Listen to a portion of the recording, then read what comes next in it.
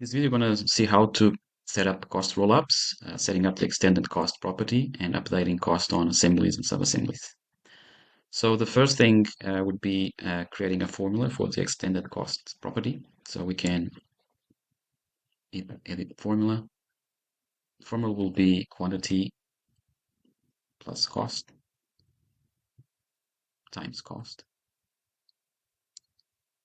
And let's save the role value to the corresponding catalog property. Okay, so let's do this.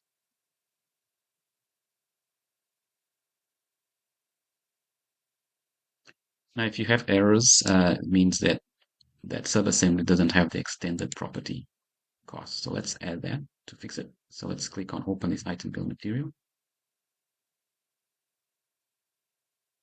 Add the property extended cost.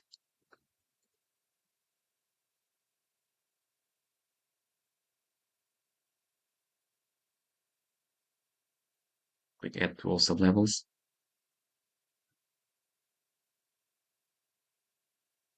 Okay, now refresh.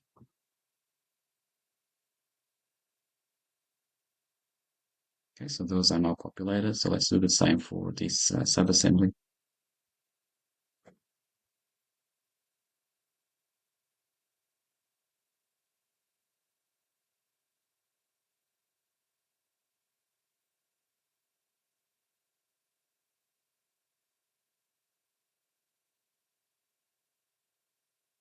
So refresh.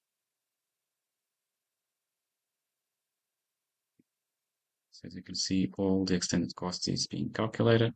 If you open a subassembly, you can see that the cost is updating to the subassembly. So you can see 33 being updated there. You make some changes. For example, you change the number of components, 5 volts to 6. Extended cost changes to 6, and then this updates to 34. Hope you enjoyed this video. See you next time.